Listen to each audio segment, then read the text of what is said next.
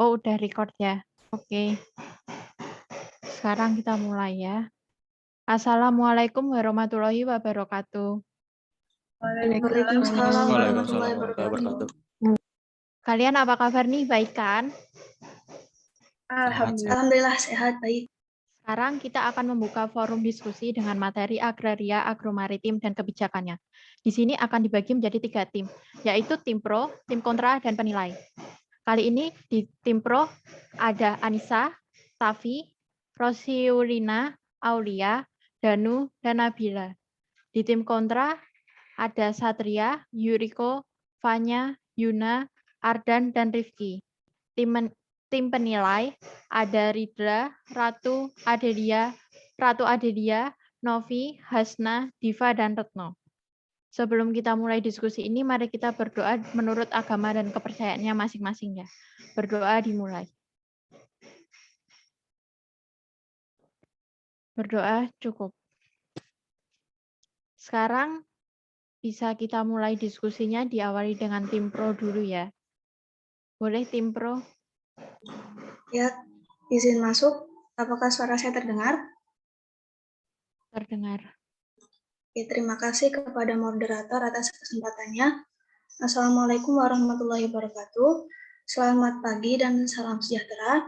Semoga teman-teman yang hadir dalam forum ini dalam keadaan sehat walafiat. Sebelumnya, perkenalkan nama saya Nabila Mahmidati dari kelompok 18 akan mengulas mengenai salah satu isu agraria di Indonesia, yakni alih lahan dan pemanfaatan lahan di Indonesia. Seperti yang kita ketahui, Indonesia memiliki daratan yang luas dari Sabang sampai Merauke, berupa 18.000 lebih pulau. Pemanfaatan lahan di Indonesia terdiri dari pemanfaatan sebagai lahan perkebunan, perikanan, pertanian, atau ladang, perumahan atau pemukiman, perkantoran, pasar, dan masih banyak lagi. Pemanfaatan lahan tersebut dimaksimalkan demi perkembangan ekonomi yang ada di Indonesia ini. Contohnya, kayak di bidang pertanian. Menurut data pada kuartal 2 2020, sektor pertanian menjadi penyumbang tertinggi pertumbuhan ekonomi nasional Indonesia maksud saya, dengan pencapaian mencapai 16,24%, komoditas pertanian yang 16,24%. Kemudian, komoditas pertanian yang dapat ditanam di lahan Indonesia pun bermacam-macam. Ada hortikultura sayur-sayuran, ada perkebunan juga, karet, kelapa sawit, kayu manis, dan komoditas lain. Komoditas-komoditas itu bertujuan untuk memenuhi kebutuhan pangan Indonesia dan sebagai salah satu komoditas penyumbang pertumbuhan ekonomi nasional. Sehingga penggunaan lahan di bidang pertanian ini sangat penting dilakukan dan dikembangkan di Indonesia. Seperti itu, sekian, terima kasih. Ada ide lain?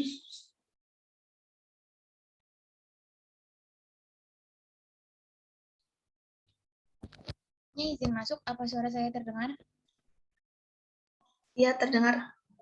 Izin menambahkan pernyataan dari Nabila. Perkenalkan, sebelumnya nama saya Aulia Cinta Maharani dari kelompok 18. Menurut penelitian yang telah dilakukan oleh Ilham, diketahui faktor penyebab alih fungsi disebabkan karena krisis ekonomi.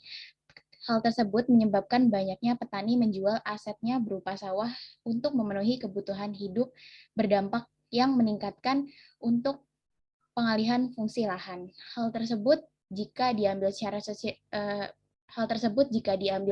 tindakan secara serius oleh pemerintah dengan berbagai kebijakan akan meningkatkan dampak positif terhadap ketersediaan lapangan kerja baru bagi sejumlah petani, terutama buruh tani yang terkena dampak krisis ekonomi.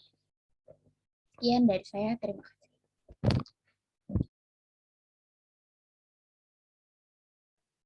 Dari tim pro ada lagi yang mau ditambahkan?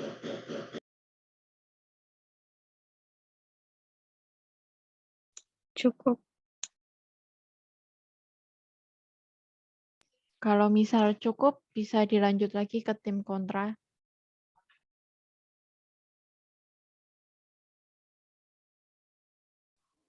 Baik, mungkin saya dulu yang memaparkan materinya, nanti ditambahkan sama teman yang lain.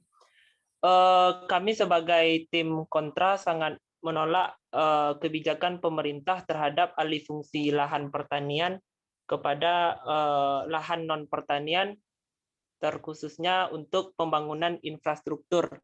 Kenapa? Karena dampak alih fungsi lahan ini menurut di sini saya kutip dari sebuah jurnal tentang dampak ekonomi dan sosial. Menurut Priyono 2012, dampak fungsi lahan pertanian terhadap non pertanian yaitu yang pertama, dengan adanya alih fungsi lahan, maka secara langsung memusnahkan lahan pertanian yang mengakibatkan semakin menyempitnya lahan pertanian, berkurangnya pendapat petani, bahkan menghilangkan mata pencaharian buruh petani.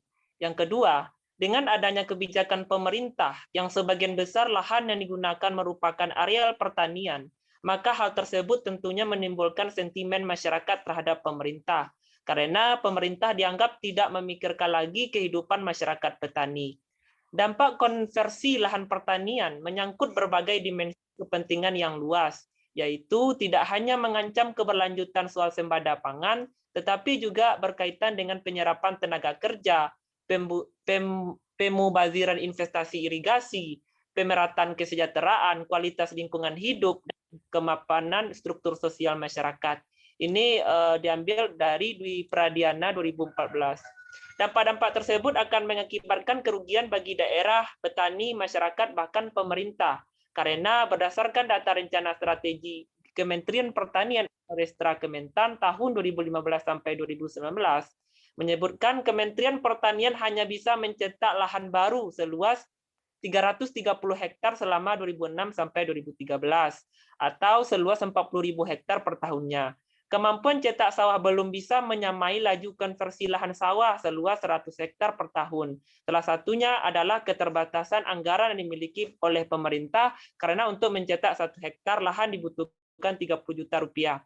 Dari sini kita bisa ambil kesimpulan bahwa lahan pertanian yang sudah ada saat ini sebenarnya belum bisa mencukupi swasembada pangan, apalagi jika sudah dialihfungsikan menjadi lahan non pertanian. Mau gimana swasembada pertanian yang swasembada pangan yang ada di Indonesia. Kemudian lahan merupakan faktor produksi dan dalam pertanian. Adanya alih fungsi lahan sawah secara langsung akan berpengaruh terhadap penurunan luas, dan begitu pula dengan pendapatan petani. Sekian, terima kasih. Mungkin ditambahkan sama teman yang lain.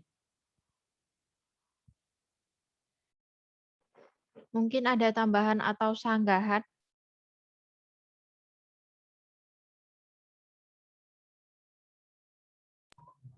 Izin menambahkan pendapat dari Riko.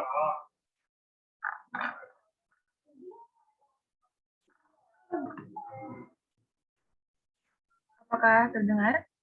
Terdengar, silahkan. Jadi dari buku yang berjudul Principles of Population buatan Malthus, ini disebutkan bahwa perkembangan manusia lebih cepat dibandingkan dengan produksi hasil-hasil pertanian, yang dimana produksi hasil-hasil pertanian ini digunakan untuk memenuhi kebutuhan manusia, dimana kenyataannya bahwa lahan pertanian sebagai salah satu faktor produksi untuk pertanian sendiri, seperti yang dikatakan Juriko, sudah diusahakan untuk ditambah terus, yaitu hanya mencapai 40.000 hektar dalam per tahun, sedangkan yang dikonversi untuk selain pertanian mencapai 100.000 hektar. Menurut Malthus sendiri ini, pemakaian lahan pertanian untuk produksi pertanian ini memang bisa meningkat, tapi peningkatannya tidak sebanding dengan tidak sebanding dengan ketambahan jumlah penduduk. Dia juga menyebutkan di bukunya kalau pertambahan jumlah penduduk itu seperti deret geometrika yang berlipat ganda, sedangkan produksi pertanian peningkatannya seperti deret aritmatika yang hanya bertambah sehingga dalam keadaan lahan pertanian digunakan untuk pertanian saja ini masih kurang, apalagi kalau lahan pertaniannya digunakan untuk keperluan yang lain seperti perumahan, pabrik-pabrik, industri dan infrastruktur lainnya. Seperti itu.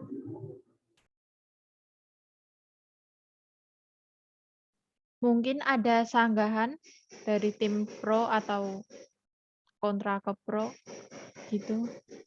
Ingin menambahkan sedikit.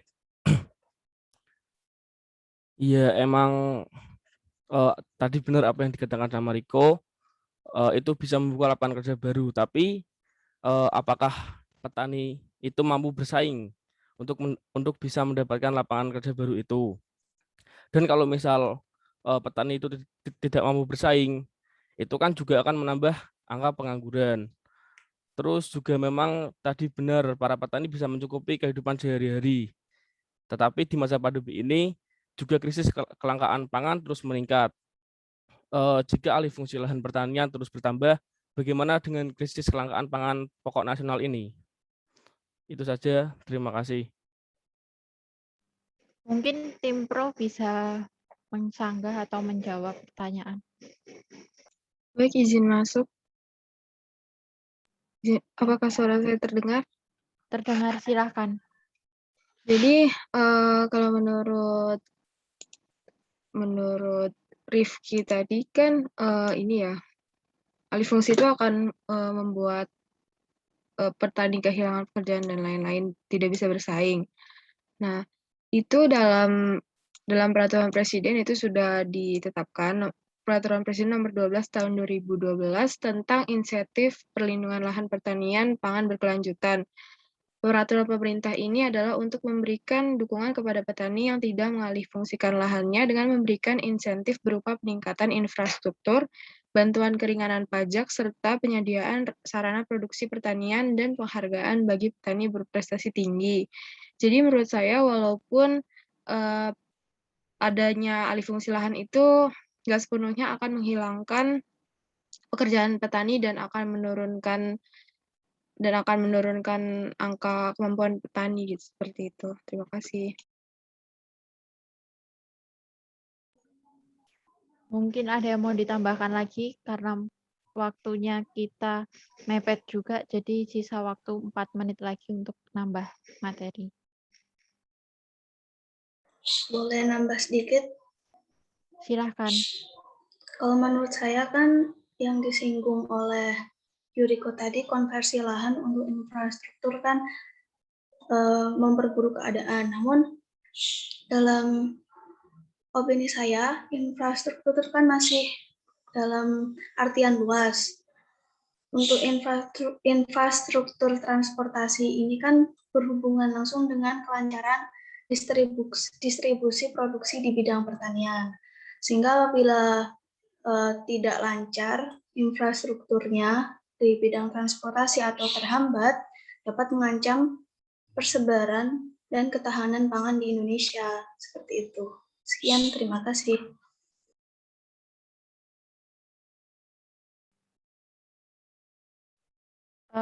Ada lagi yang mau ditambahkan? Ya, izin menambahkan, selain itu juga adanya alih fungsi lahan untuk menjadi pemukiman itu juga disebabkan oleh faktor adanya lonjakan pertambahan penduduk di suatu daerah.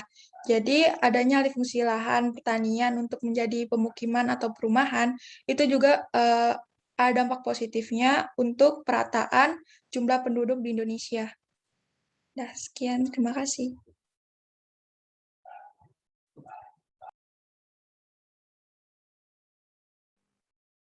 Dari tim kontra mungkin ada yang mau ditambahkan? Izin masuk. Ya, silakan.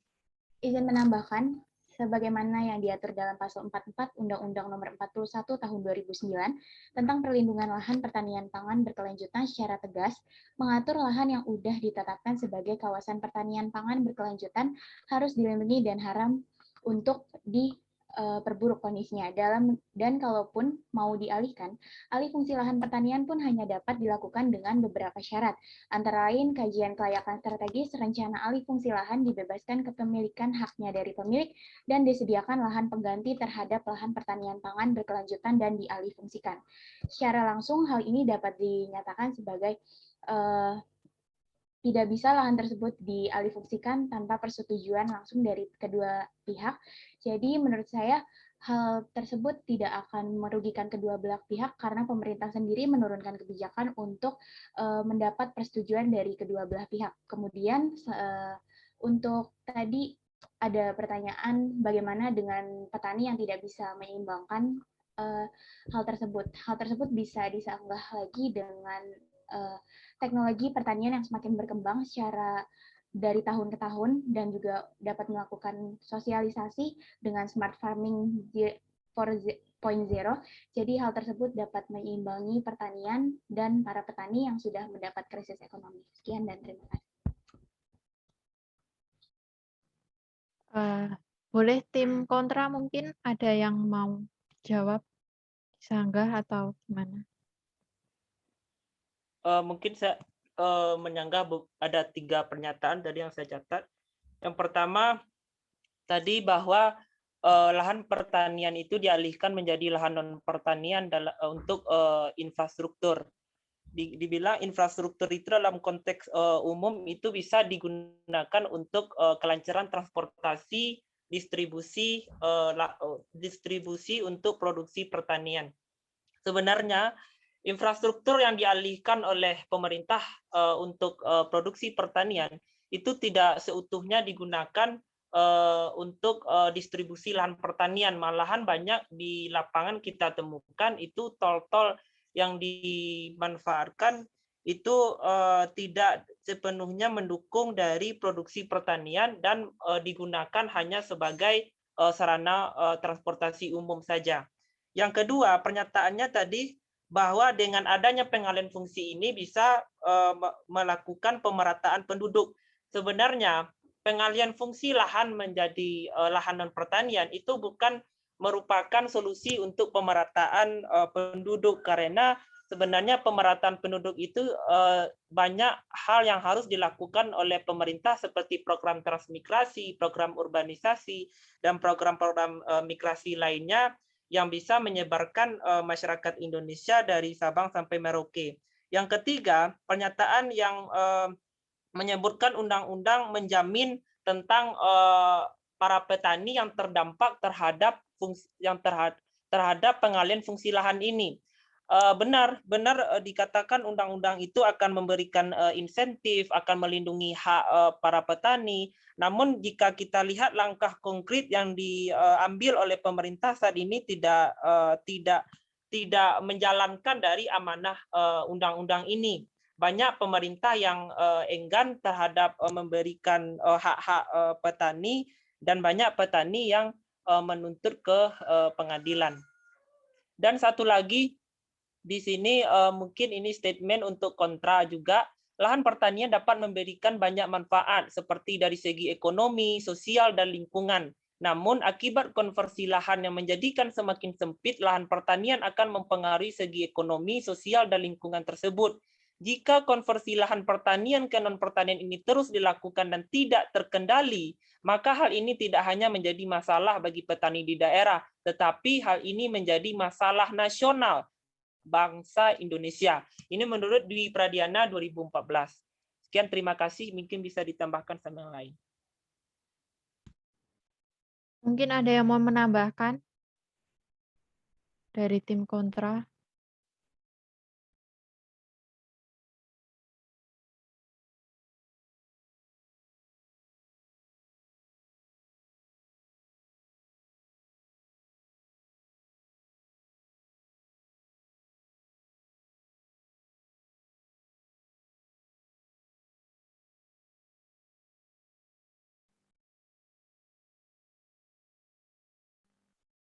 Atau kalau misal tidak ada tambahan lagi, kita bisa tutup dengan closing statement dari masing-masing tim ya. Bisa dimulai dari tim pro.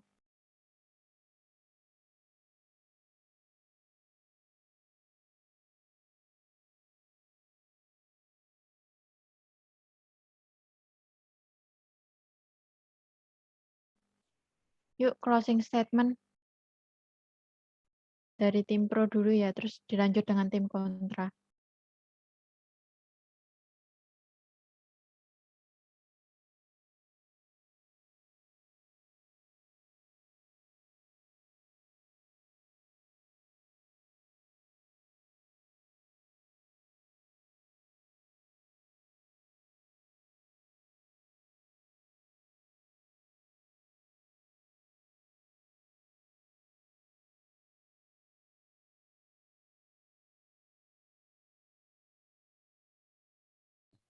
Izin masuk. Silakan. Ingin menyampaikan close statement dari kelompok 18 sendiri. Untuk kesimpulan akhir yang didapat, kita tetap mendukung pengalih fungsian lahan karena tidak hanya menimbulkan dua atau tiga dampak positif yang dapat ditimbulkan, melainkan hal ini juga dapat menunjang kemajuan pangan nasional serta dapat menimbulkan lapangan pekerjaan. Jadi kelompok 18 tetap mendukung gerakan pengalihan lahan. Terima kasih.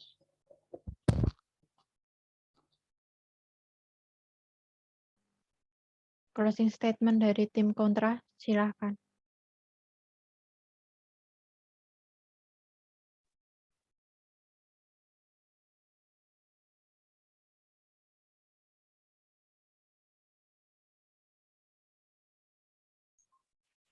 Baik, saya mau menyampaikan closing statement dari kelompok kontra.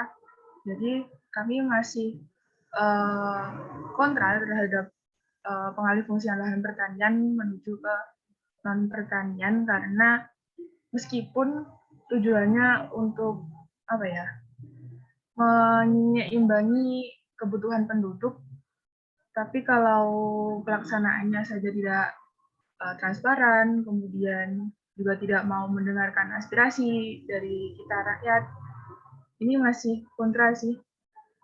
Kemudian untuk pelaksanaannya semoga kedepannya bisa lebih baik lagi, atau kalau masih tidak bisa sesuai harapan kita, semoga akan ada program-program yang lebih baik lagi.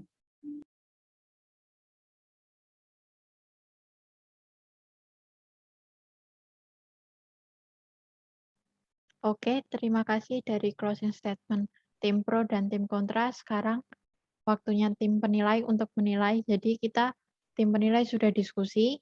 Yang mau menilai ada Diva, silahkan. Baik, setelah kita diskusikan, sebenarnya dua kelompok ini udah bagus pemaparannya, terus udah ambil dari berbagai sumber juga. Cuma setelah kita lihat di sini tim pro lebih aktif daripada tim kontra. Sehingga kita beri nilai tim pro 87, tim kontranya 85. Udah, makasih. Sekian dari diskusi kita kali ini. Wassalamualaikum warahmatullahi wabarakatuh. Waalaikumsalam. Assalamualaikum warahmatullahi wabarakatuh.